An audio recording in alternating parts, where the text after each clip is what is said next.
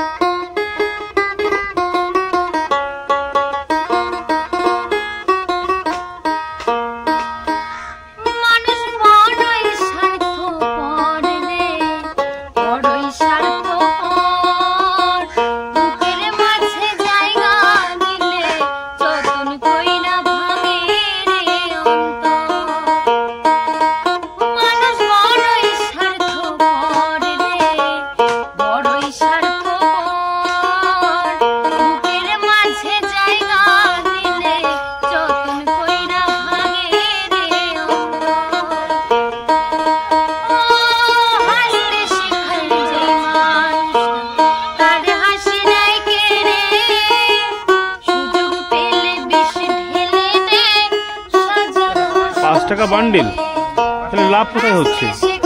দোকানে গেলে তো অনেক দামে বিক্রি হচ্ছে।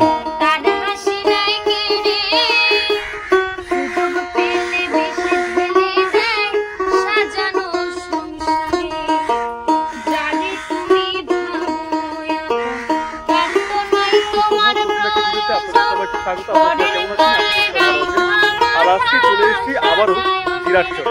হ্যাঁ, জিরাটচরের যে বাসিন্দাদের সঙ্গে আমি এর আগে 4 মাস আগে এনাদের সঙ্গে কথা বলে গেছিলাম। এখানকার যে ভৌগোলিক পরিস্থিতি, ওনারা যে দুর্বিষহ সময়ের মধ্যে দিয়ে কাটাচ্ছেন, এখানকার রাস্তাঘাটগুলো কিন্তু খুব ভালো নয়। তার কারণ কর্দমাক্ত রাস্তা দিয়ে তাদের যাতায়াত করতে হয়, প্রায় 2.5 কিলোমিটার রাস্তা। মানে এখানকার যারা গর্ভবতী মায়েরা যারা আছেন তাদের খুব কষ্ট হয়, বা অন্যান্য ক্ষেত্রেও কিন্তু তাদের যেতে হয় এই জিরাটের এই রাস্তা ধরেই মেন জিরাট সিটিতে। আর সবথেকে বড় কথা, এনাদের মেন যে জীবিকা সেটা কিন্তু বেশিরভাগটাই চাষবাস। আর ওনাদের সমস্যা বিভিন্ন দিক দিয়ে আছে, আর সেটা কিন্তু তুলে ধরার চেষ্টা করেছিলাম। আর আজকে এসছি মানবিকতার একটা দিক নিয়ে। আজকে ঠান্ডার সময়, ঠান্ডা পড়েছে, সেই জায়গায় দাঁড়িয়ে সংকল্পিতা ফাউন্ডেশনের তত্ত্বাবধানে আজ তাদের হাতে তুলে দেওয়ার চেষ্টা কিছু শীতবস্ত্র, আর সেটাই কিন্তু এই অনুষ্ঠানটি শুরু হবে। তো চলুন ভিডিওর সঙ্গে থাকুন, দেখতে থাকুন, সবটাই কিন্তু বিস্তারিত এই ভিডিওর মাধ্যমে তুলে ধরার চেষ্টা করব।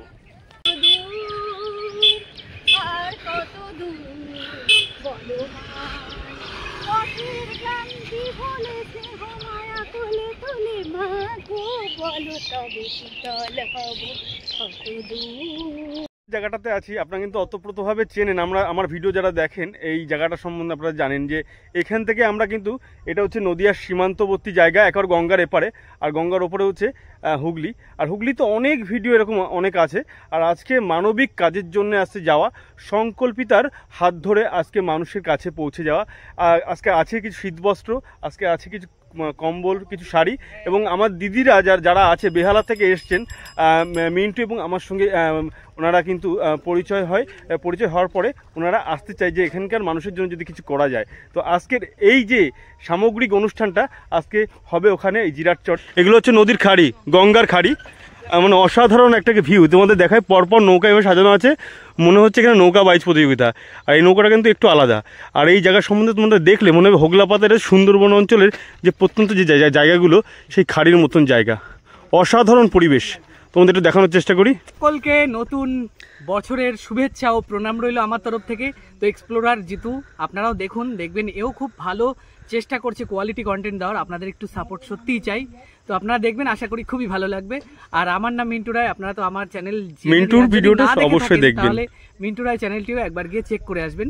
তো সবাইকে অসংখ্য ধন্যবাদ ও শ্রদ্ধার সাথে প্রণাম রইল। তো সেহেতু আজকে প্রত্যুষকে নিয়ে যাওয়া হচ্ছে। আর প্রত্যুষ একটা ফিটনেস চ্যানেল আছে, প্রত্যুষ ফিটনেস, তোমার এই চ্যানেলটার নাম Pratyush fitness blogs. Pratyush fitness blog অবশ্যই তোমরা দেখো। আজকে এইভাবেই কিন্তু চলা শুরু। আমার পেছনে প্রত্যুষ এবং মিন্টু আসছে, এবং দিদি ভাইরা সামনে চলে গেছে ঘাটের ওইখানে। তো অনুকূল প্রতিকূলের ওপর নির্ভর করে এই বাঁশগুলোকে একসঙ্গে একত্রিত গুচ্ছ করে বাঁধা হয়। মানে প্রচুর পরিমাণে বাঁশ, একটু জুম করে নিয়ে দেখানোর চেষ্টা করি তোমাদেরকে। এই যে এটা হচ্ছে বাঁশ নিয়ে যাচ্ছে, প্রায় এখানে 1000-2000 বাঁশ আছে। আর এইগুলি যদি গাড়িতে করে নিয়ে আসা হয় সেক্ষেত্রে কিন্তু অনেক খরচ পড়ে যায়। সেই কারণে এইভাবে জলপথে নিয়ে যাওয়া হচ্ছে।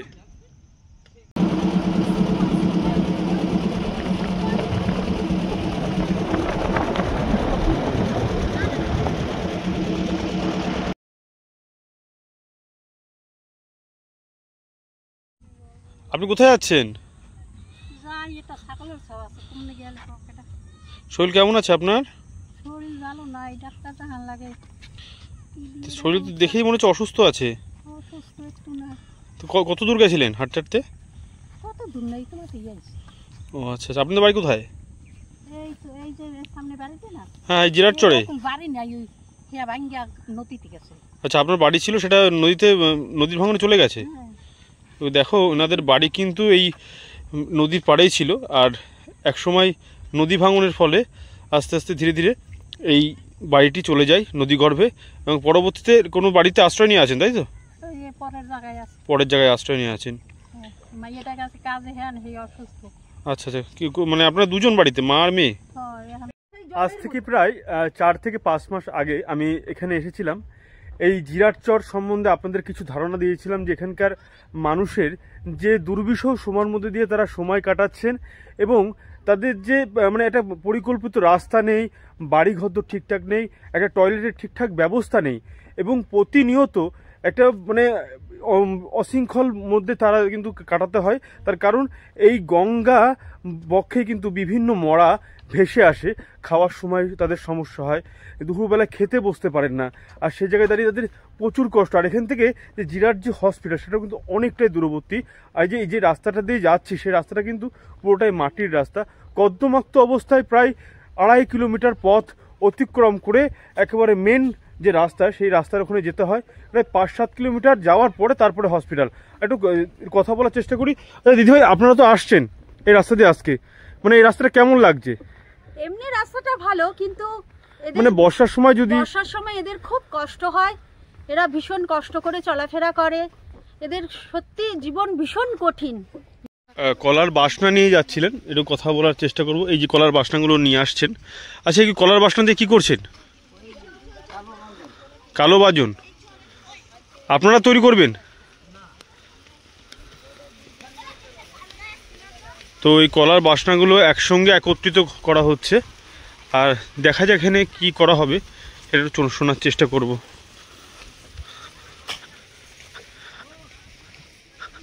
এমনটা আর কি বলছিলাম যে কালো মাজন যেগুলো ট্রেনে বিক্রি হয়, যে কালো মাজন ওইগুলো তো। আচ্ছা বলছি, মানে এই কালো মাজন আপনার এই বাসনা দিয়ে কি শুধু তৈরি হয়? এই র মেটেরিয়ালটা এখান থেকে যাচ্ছে, তাই তো? আধপোড়া করে ছেড়ে দেবেন। এবার এখান থেকে র মেটেরিয়াল যাওয়ার পরে ওখানে মেডিসিন অন্যান্য জিনিস যেগুলো ওনারা দিয়ে দেবেন, তারপরে তৈরি হয়ে যাবে। আচ্ছা, এটা তো অনেক পুরনো একটা মানে ব্যবসা, যেটা হচ্ছে কালো মাজনের যে এটা। আগে তো সবাই বেশিরভাগ ওই ঘুটে কিংবা মাটি দিয়ে দাঁত মাজা হতো। আপনারা তো এটা ভালো বুঝবেন, আপনার তো বয়স্ক মানুষ, আপনারা জানবেন এটা। আর সেই জায়গায় দাঁড়িয়ে এখন কলগেট এসছে, বিভিন্ন রকম পেপসুডেন্ট থেকে বিভিন্ন টুথপেস্ট এসছে, তাও তো এখনো কালো মাজনের প্রচলনটা আছে।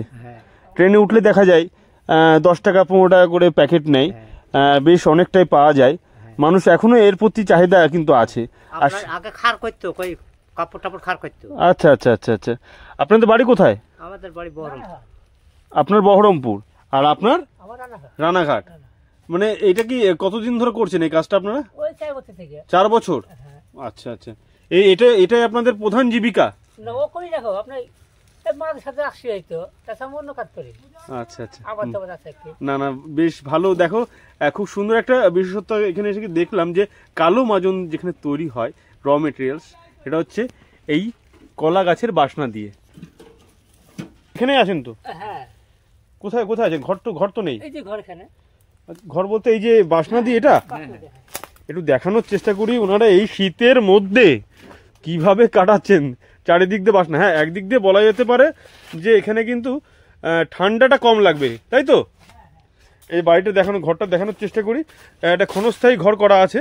এই যে এনাদের উলট কম্বল সব এখানে রাখা আছে, চারিদিক দিয়ে গরম হওয়ার জন্য এইভাবে বাসনা দিয়ে ঢেকে রাখা আছে। ওনারা রাতটা এখানেই কাটান। কি কষ্টের মধ্যে দিয়ে মানুষের জীবিকা নির্বাহ করছে দেখো। এই কলা বাগানের বাসনা দিয়েই তৈরি করা হচ্ছে কালো মাজন। ঠিক আছে, আসছি, ভালো থাকবেন, সুস্থ থাকবেন।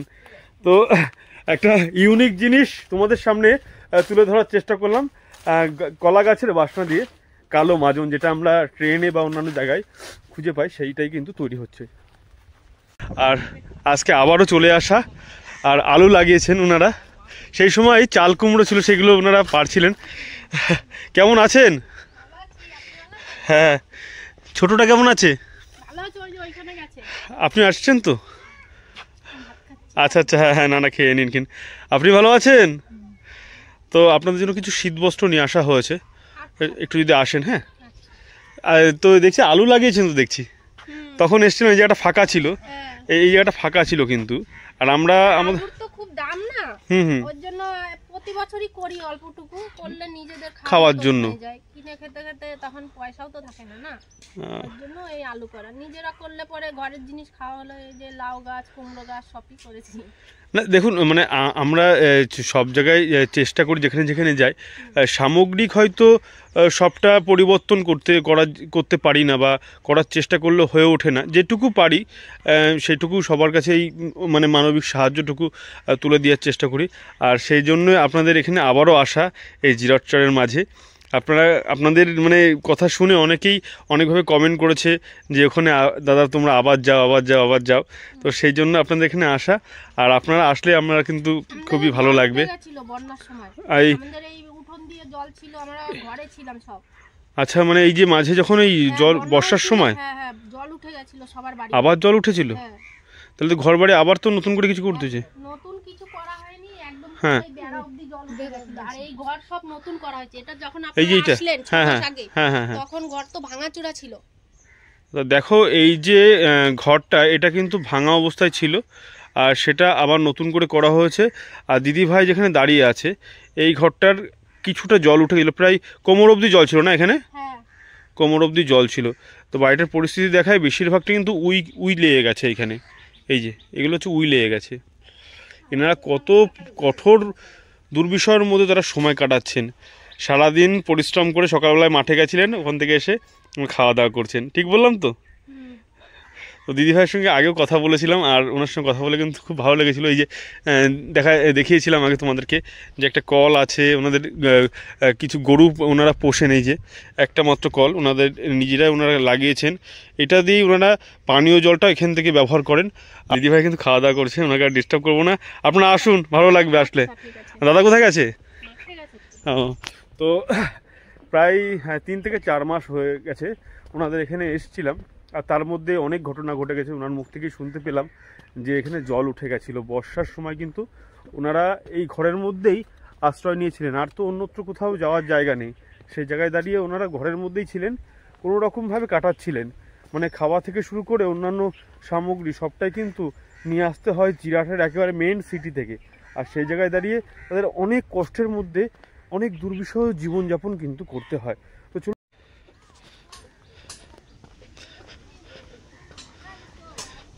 মাঠের থেকে এলেন? আচ্ছা আচ্ছা, সকাল সকাল বেরিয়ে গেছিলেন তো? বলছি এই যে মাঝে যে বর্ষা হয়েছিল, সেই সময় তো খুব কষ্টের মধ্যে সময় কেটেছে নাকি? আমি যেটুকু শুনলাম, এই সামনে একটা বাড়ি থেকে ঘুরে এলাম, তো ওনারা বলছেন আমরা বাড়িতেই ছিলাম, কিন্তু মানে বাড়ি থেকে বেরোতে পারছিলাম না, প্রায় মাজার সমান জল ছিল।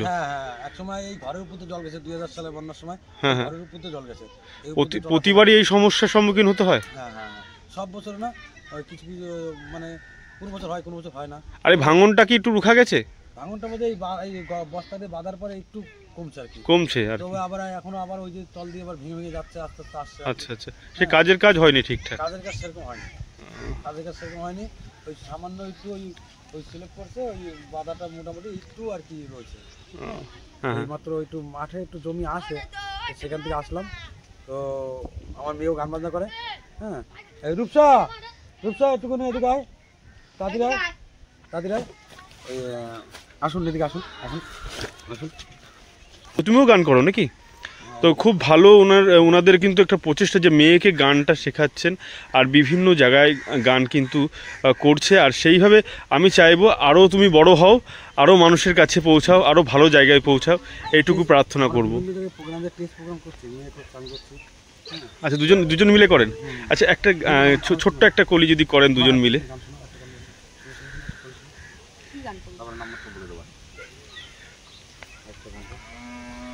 উদাস দুপুর বেলা সখী আসবে কি একলা, একলা নদীর ঘাটে রে, দেখতে তোমায় মন চাইছে, ও কি দেখতে তোমায় মন চাইছে। উদাস দুপুর বেলা সখী আসবে কি একলা নদীর ঘাটে রে, দেখতে তোমায় মন চাইছে, ও কি দেখতে তোমায় মন চাইছে। বাহ, খুব সুন্দর গানের গলা ওর। আর সবসময় আমাদের দিক দিয়েও আমরা আশীর্বাদ করব। আর যারা ভিডিওটি দেখছেন তাদেরকেও বলবো যে এই ছোট্ট বোনটি ও আরও বড় হোক, আরও সফলতা ও অর্জন করুক, এটুই প্রার্থনা করব। আর তোমাদের নাম্বারটা যদি একটু বলে দেওয়া যায়। নাম্বারটা বলে দাও। যোগাযোগ যদি 9002462 আচ্ছা আচ্ছা 9002462 তো তোমরা ভালো থেকো সবাই, এটুকুই প্রার্থনা করবো ভগবানের কাছে। আর এইভাবেই তুমিও এগিয়ে যাও, আরও বড় হও। তো ইতিমধ্যে জিরাটচরের যে গ্রামবাসীবৃন্দ তাদের মধ্যে চলে এসছে এবং সংকল্পিতার দিদিরা কিন্তু আছেন।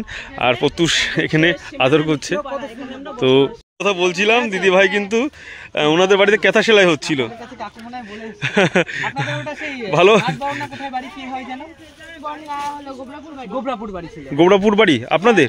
না না, এটা নলকাঠি না? এই নলকাঠি দিয়েও তো মানে বেড়া করা যায় নাকি? তারপরে বলুন। না না, লজ্জা পাওয়ার কিছু না আপনার। আচ্ছা আচ্ছা, একটুখানি কথা। আচ্ছা দিদি ভাই, আপনাকে মনে আছে আমার কথা? মনে আছে? হ্যাঁ মনে আছে। খুব ভালো লাগে। আপনি কি এই নদী থেকে জল নিচ্ছেন? না, আমি কল থেকে জল খাই। আচ্ছা, এই গঙ্গার জল তো কেউ মনে হয় ইউজ করেন আপনাদের, না? খায়, অনেকে খায় গঙ্গার জল। এই যে মরা টরা ভেসে আসে তাও? হ্যাঁ তাও খাই। কি অবস্থা? কোথা থেকে জল নিয়েছে? অনেকটা দূর। এই সামনে কল আছে না? কলেজ থেকে। মানে সেটা কি সরকারি কল নাকি? হ্যাঁ সরকারি ও আচ্ছা আচ্ছা। তো দেখুন ওখানে কিছু বাচ্চারা তারা স্নান করবে বলে। ঠিক আছে দিদি ভাই, আপনি আসুন একটু জলটা দিয়ে এখানে। স্নানে মোটামুটি নেমে গেছে। তো দিদি ভাইয়ের সঙ্গে দেখা হয়েছিল এর আগে, যে বাড়িটা দেখাচ্ছিলাম। আর দিদি ভাই একটু কথা বলতে লজ্জা পাচ্ছে, অনেকেই ক্যামেরার সামনে আসতে একটু লজ্জা পায়। তো সে জায়গায় দাঁড়িয়ে ওনার সঙ্গে কথা বলে নিলাম। আর ওনার বাড়িটা কিন্তু খুব সুন্দর জায়গা, ওনার বাড়িতেও যাবো যাওয়ার সময়। আর আপনি কিন্তু আসবেন। আচ্ছা, অনেকে তো এইগুলো দিয়ে ঘরের ওই বেড়া ফেরা করে, ঘরের চালা তৈরি করতে আগে। হ্যাঁ হ্যাঁ। এখন তো টিন বেরিয়ে গেছে। আচ্ছা। এখন মানুষ আগে থেকে উন্নত হয়েছে একটু। উন্নতর জন্যই আগে তো মানুষের খাওয়ার যুক্ত। আপনি কি এগুলো সরস্বতী পুজোর জন্য রেডি করছেন? হ্যাঁ, সরস্বতী পুজোর জন্য। বাহ, তাহলে বেশ কিছু অর্থ উপার্জন করতে পারবেন।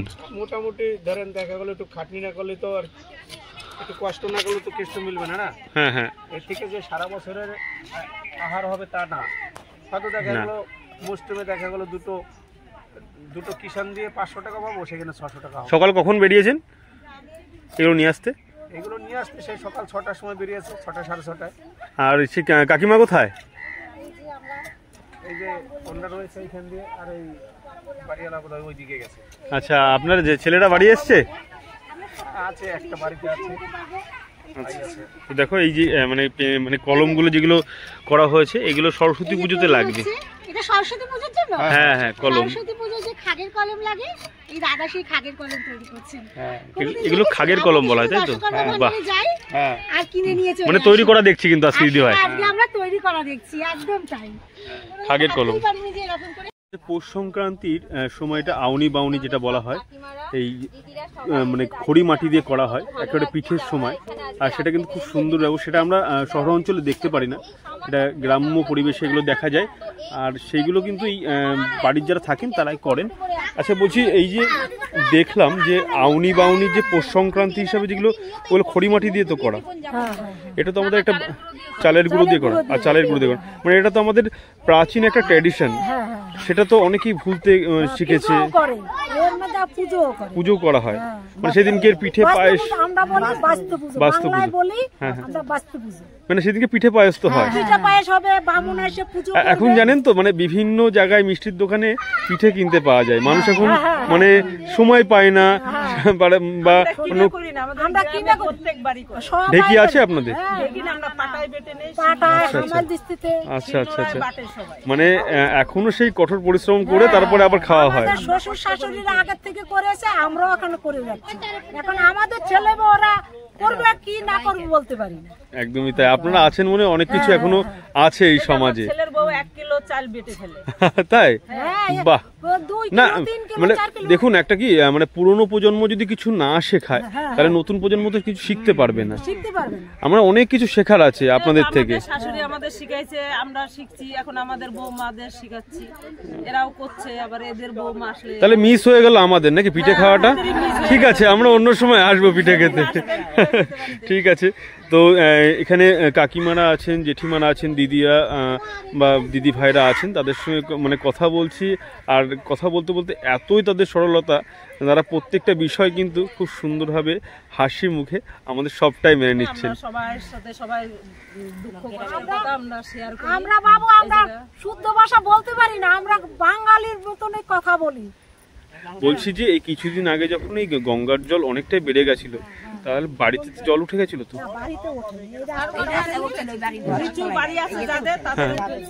মানে খুব খারাপ পরিস্থিতি ছিল তো তখন। মানে আপনাদের একটা বিষয় আমি খুব ভালো করে লক্ষ্য করেছি, যারা আর কি মানে গর্ভবতী মায়েরা যারা আছে তাদের ক্ষেত্রে তো খুব অসুবিধা।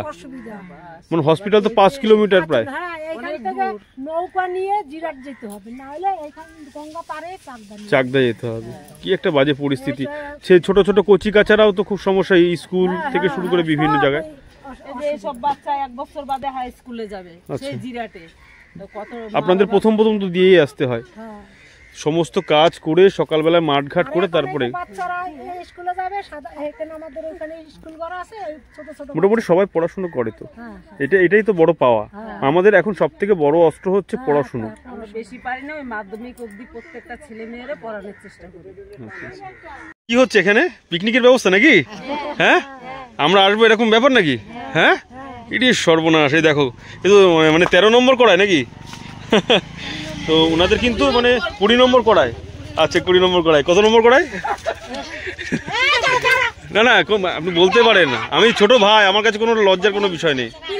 এর কত নম্বর করায় বললেন? 20 নম্বর করায়। তো দিদিভাইরা একটু লজ্জা করতে পারছে, সেটা কোনো ব্যাপার না। বিষয় হচ্ছে এখানে বিভিন্ন সময়ে বিভিন্ন অনুষ্ঠানই হয় আর কি। একেবারে এই যে রাস্তার মোড়ের মাথা, যেহেতু এই জায়গাটা সুবিধা হয়, আর খুব ভালো একটা পরিবেশ এই জায়গাটা। আচ্ছা, হরিনাম সংকীর্তনের কিছু হচ্ছে না? বনভোজন এটা কি হচ্ছিল? বনভোজন নেই, সে কি? আমরা খাবো না তো? আচ্ছা, তো দেখো মানে এটাই কিন্তু মানে গ্রামবাসী বৃন্দর যে সরলতা, সেটা কিন্তু বিভিন্ন জায়গায় আমি তোমাদের বলি, গ্রামে যারা থাকেন তাদের সরলতা কিন্তু অনেকটাই বড়। আর সেই জায়গায় দাঁড়িয়ে তারা কিন্তু আমাদের জন্য এই ব্যবস্থা করেছে। এই যে 20 নম্বর কড়ায় খিচুড়ি কিংবা অন্য কিছু হবে, সেটা অবশ্যই খেয়ে যাবো ব্যবস্থা। দিদি ভাই দেখে যাও, এই যে 20 নম্বর কড়ায় কিছু রান্না হবে। হয়েও গেছে? ও আচ্ছা, শুক্লাদি আগে এসেছিল, আমার আগের ট্রেন ধরে এসছেন না? আচ্ছা আচ্ছা, শুক্লাদি কিন্তু আগের ট্রেন ধরে এসছেন আর দেখে গেছেন। এখন আমাদেরকে এবার যা নিয়ে আসা হয়েছে তো সেটাই। এটা হচ্ছে আমাদের সংকল্পিতা গ্রুপের। চরের মাঝে এসে মিন্টু গান করার চেষ্টা করে, আর সেহেতু মিন্টু আমাকে বললো যে একটা গান তুইও করার চেষ্টা কর, দেখ কি হয়। তো সেহেতু গান করার একটা চেষ্টা। নির্মলা মিস্টার এটা গান, গীতিকার নির্মলা মিশ্র। তো সেহেতু চেষ্টা করছি, ভুল ত্রুটি মার্জনীয়। ওগো তোমার আকাশ দুটি চোখে আমি হয়ে গেছি তারা, ওগো তোমার আকাশ দুটি চোখে আমি হয়ে গেছি তারা। এই জীবন ছিল নদীর মতো গতিহারা, এই জীবন ছিল নদীর মতো গতিহারা দিশাহারা, ওগো তোমার আকাশ দুটি চোখে আমি হয়ে গেছি তারা, ওগো তোমার আকাশ দুটি চোখে আমি হয়ে গেছি তারা। আগে ছিল শুধু পরিচয়, পরে হলো মন বিনিময়। আগে ছিল শুধু পরিচয়, পরে হলো মন বিনিময়। শুভ লগ্নে হয়ে গেল শুভ পরিণয়, শুভ লগ্নে হয়ে গেল শুভ পরিণয়। আজ যখনই ডাকি জানি তুমি দিবে সারা, আজ যখনই ডাকি জানি তুমি দিবে সারা। গতিহারা ওগো তোমার আকাশ দুটি চোখে, আমি হয়ে গেছি তারা। কাকিমা ভালো আছেন? ভালো আছেন? এর আগে এসেছিলাম, আপনার মেয়ে এসেছিল। আচ্ছা আচ্ছা, তো রান্না বান্না চলছে ওনাদের। বলছি জল তো উঠে গেছিল নাকি? জল উঠেছিল না? তো তখন কোথায় ছিলেন? ঘরেই ছিলেন নাকি? আচ্ছা আচ্ছা, হ্যাঁ হ্যাঁ,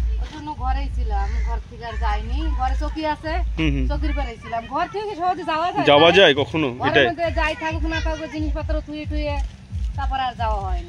আচ্ছা, সেই ছোটটি কোথায়? সেই ছোটটি কোথায়? আচ্ছা আচ্ছা, তুমি কেমন আছো? ভালো আছো? ও তো আমাকে মারই দেবে, সেরকম একটা পরিস্থিতি।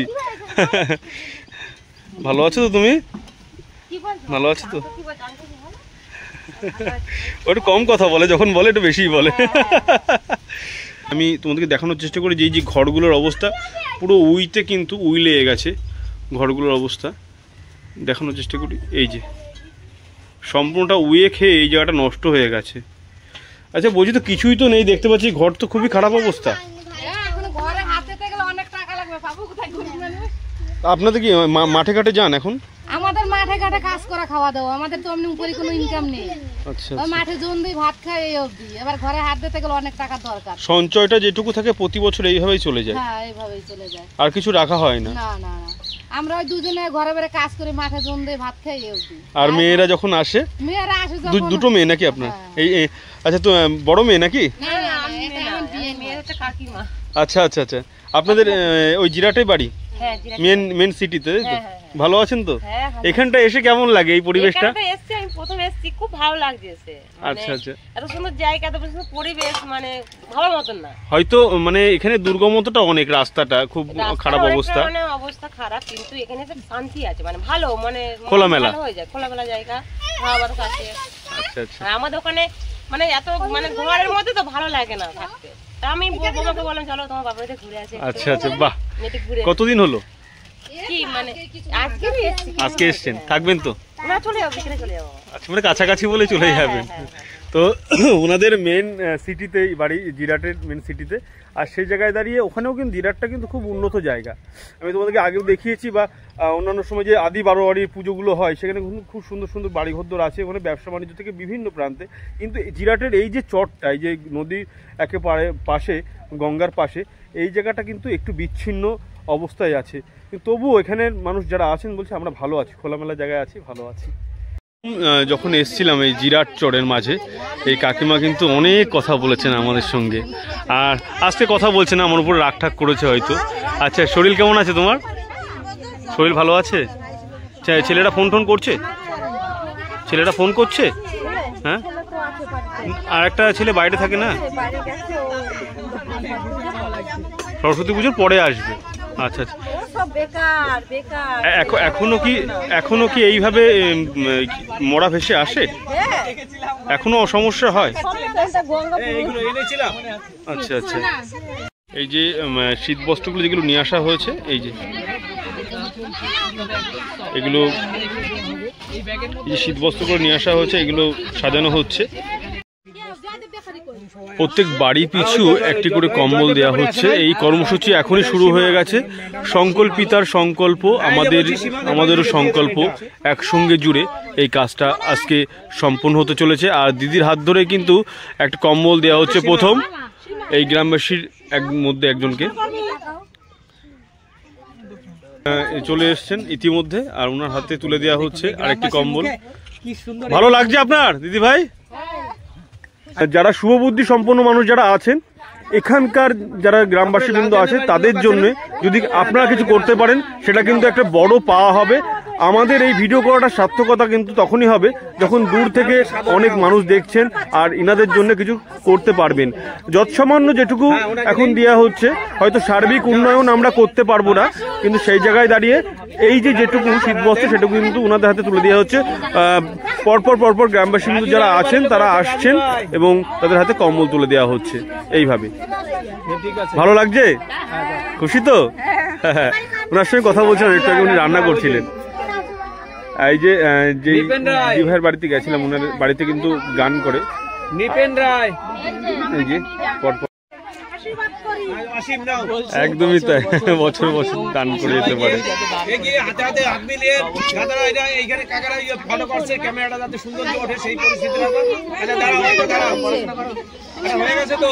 যে দিদি ভাইয়ের সঙ্গে এর আগে কথা হয়েছিল, কিছু কারণবশত সেটা আর কি হয়নি, তো এবার তার সঙ্গে আবারও দেখা।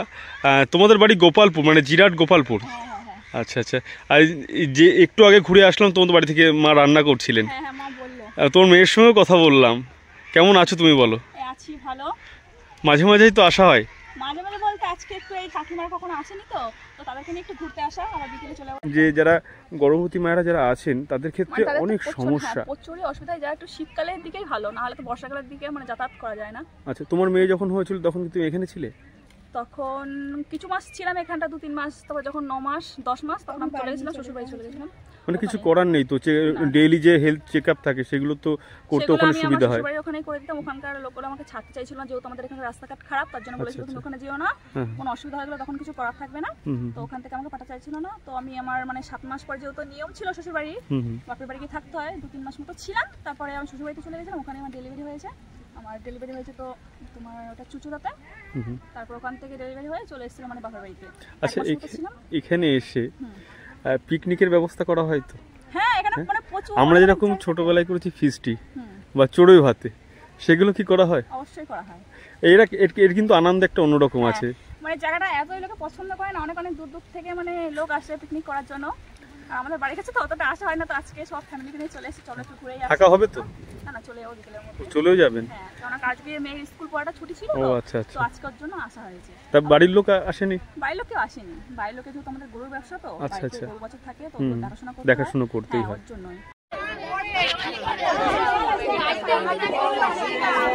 শীতবস্ত্র আর যেগুলো আছে সেগুলো দেওয়া হচ্ছে, বেছে বেছে নিচ্ছেন।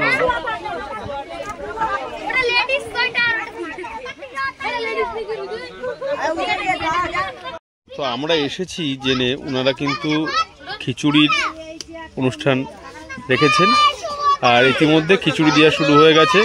কচি কাচারা বসে গেছে, ওদের প্লেট নিয়ে খিচুড়ি দেওয়া হবে। আর দিদি ভাইরাও কিন্তু ওখানে খাওয়া শুরু করে দিয়েছে, দেখিয়ে নিয়ে আসি। এই যে সারাদিন অক্লান্ত পরিশ্রম, আর তার মাঝে এই গরম গরম খিচুড়ি। মানে এই যে এত দূর হাঁটা, এই দুর্গমতার মাঝেও এসে সবার সঙ্গে কথা বলা, তারপরে যে গরম গরম খিচুড়ি খাওয়া, এটা অসাধারণ। মানে হজমটা ভালো হবে কিন্তু এবার। এই যে খিচুড়ি করেছে ওনারা, এরকম বলছিল।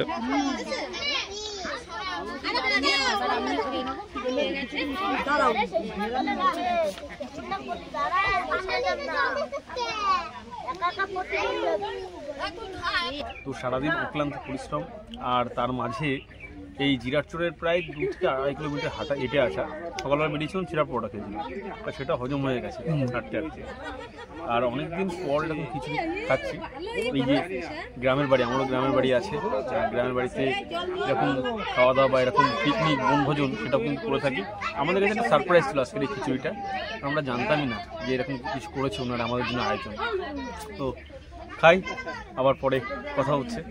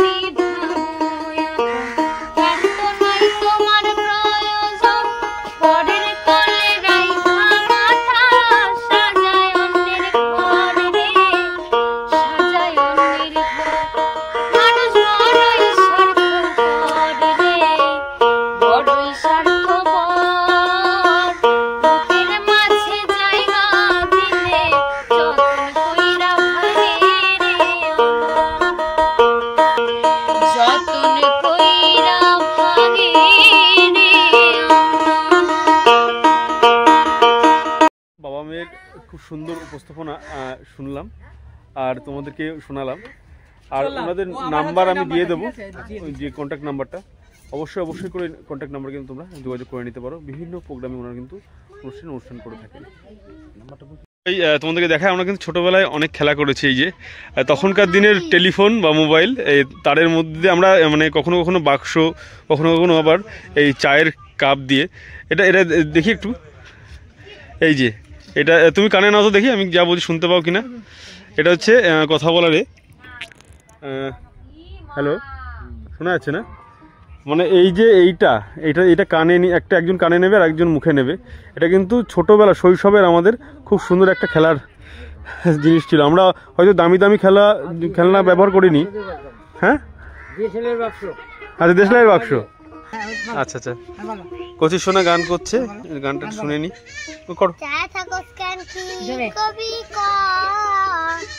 তুই কইলেই তো আমি কমুয়া, ও পরের গাছে ঢিলে মেরেছ, চুরি করেছ, দেখালাইছি কয়া দিমু, দেখালাইছি কয়া দিমু।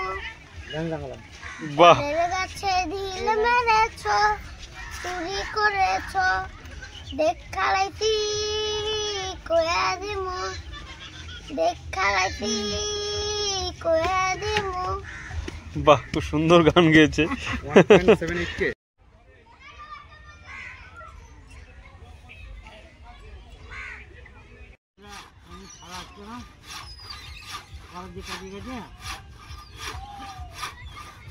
তো যেমন কথা তেমন কাজ, এই জিরাটচরের গ্রামবাসী বিন্দুদের মাঝে এক ফোঁটা হাসি ফোটানোর জন্য কিছু শীতবস্ত্র আনা হয়েছিল। হয়তো আমরা সার্বিক উন্নয়ন করতে পারবো না এই মুহূর্তে দাঁড়িয়ে, তবুও যেটুকু যা তাদের হাতে দিয়ে তাদের যে খুশির মুহূর্ত, যে তাদের যে হাসি খুশি যে চেহারাটা, সেটা জিরাটচরে চলে আসা। আর এখানে এসে এখানকার আতিথেয়তা, এখানকার মানুষের সুন্দর গানের মাধ্যমে আমাদেরকে আপ্যায়ন করা এবং বিভিন্ন কার্যকলাপ কিন্তু এখানে হয়েছে আজকে। আর সব মিলিয়ে একটা অন্যরকম পরিস্থিতি তৈরি হয়েছিল এই জিরাটচরের মানুষের কাছে।